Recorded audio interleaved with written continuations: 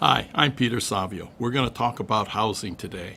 Hawaii has a housing crisis, and we've actually had a housing crisis for, God, my whole life. Back in the 60s, I can remember we had a problem with housing. It was too expensive. And that's when houses cost $22,000, $23,000. And again, wages were lower, so it was an expensive home, but it was more affordable to our community than housing today. So the question is, what has happened? And why have we been unable to solve our housing crisis? Remember now, we've had this for probably 60, 70 years now, and we haven't been able to solve it. And I think part of the problem is we're treating a symptom, or our leadership does not understand what the problem is. So I'd like to take it from a different perspective and try to explain what the problem is, or I believe the problem is. And if that's the case, and you look at this and you say, yeah, that makes sense, I think you're going to find out the solutions are completely different. And everything we have been doing has only made it worse and has not helped us to solve the problem. To me, it's solvable. It's a 5 or 10-year problem. The solution is relatively easy to implement, but it takes strong political leadership. And I think that's where we're missing out right now. But let's just talk first in this first segment about housing and what can be done and what the problem is. I think the first thing is to understand how a real estate economy works.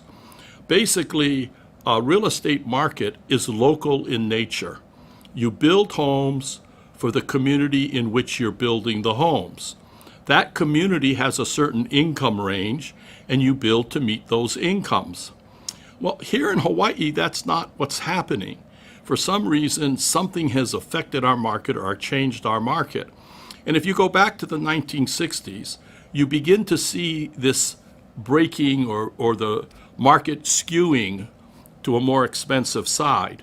But in the 60s, you would have noticed areas like Waikiki had a slightly higher price than other areas. You'll notice that homes, particularly better neighborhoods around military bases, tended to have higher pricing than comparable homes nearby. And that was the beginning of our market becoming more expensive. And what it was is jet travel had come in. Hawaii was recognized as a tourist destination. So tourists were coming, liked Hawaii, and decided to buy a condominium in Waikiki. And so that's what they did.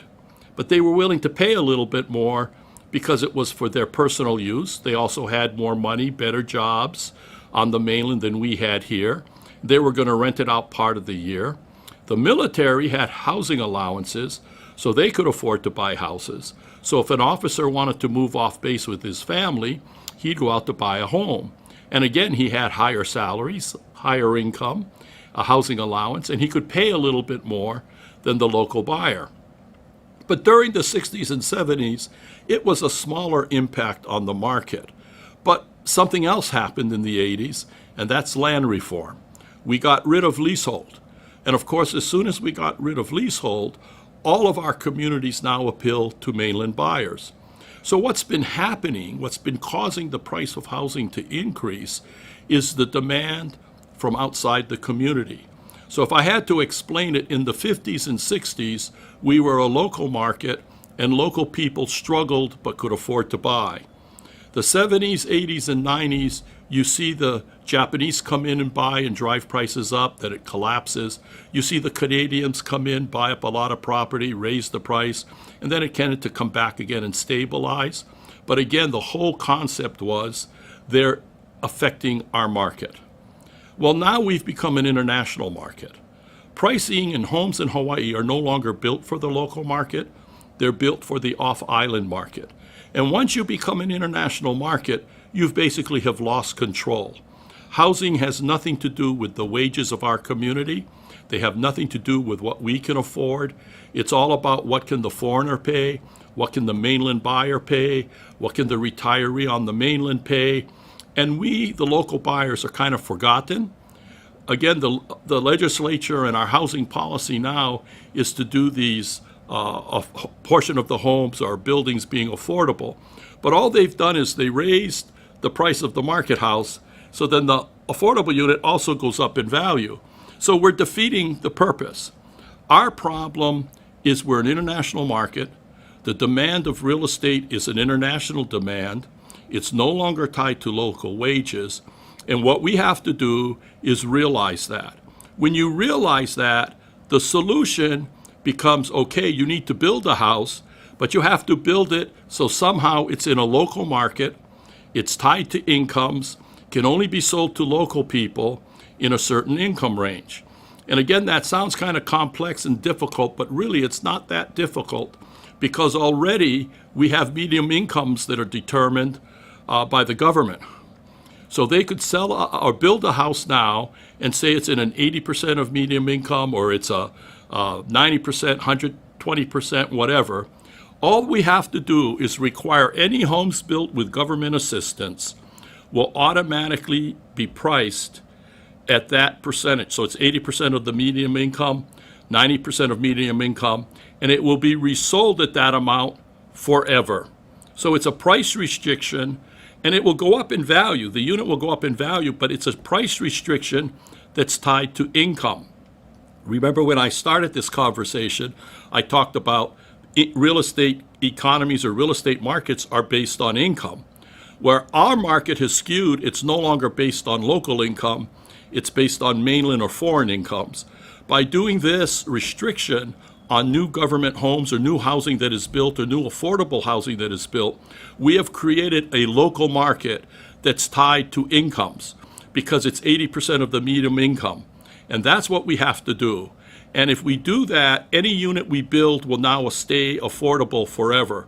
Right now, we've built tens of thousands of affordable units, but our restrictions have been 5 years, 10 years, 30 years.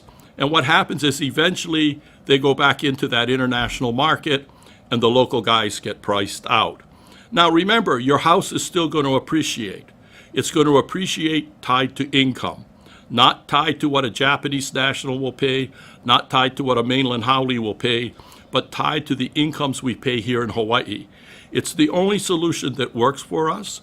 It means we all sacrifice a little, but if you're living here, it shouldn't matter because you're going to make money on your house. You're just not going to sell it to a foreigner. You're going to be able to get the appreciation, but it's tied to incomes. So if we do this, we can defeat the outside buyer who's driving our prices up, who's forcing our people to leave. It's really important to understand that the price of housing has become the major problem for our residents. We put huge pressure on our people to pay rent, huge pressure to pay mortgage payments. They struggle. And this struggle is what I suspect in a lot of cases leads to a lot of our social ills: alcoholism, drug addiction, child abuse, spouse abuse, divorce. All of those issues is because our housing and our cost of living is unaffordable for the local person.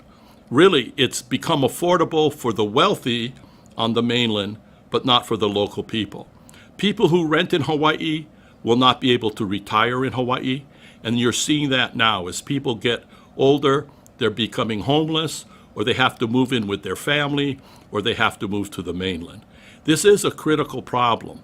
The reality is we can solve it, but we need better leadership to solve it. We need politicians who are going to understand it's not just build more houses, it's build houses that are affordable, build houses that our population can buy, and build houses that will remain affordable.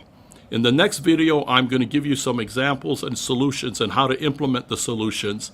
And it may take me 5 or 6 videos, but I think you're going to see when you listen to all of them, there is a solution. We just need to implement it. We, the population, the public, cannot allow our politicians to lead us anymore because they're leading us down the wrong road. We have to speak up. We have to tell them they need to try something new. Thank you. I hope you'll continue listening, and I'll continue to try to explain this complex issue to you. Thank you.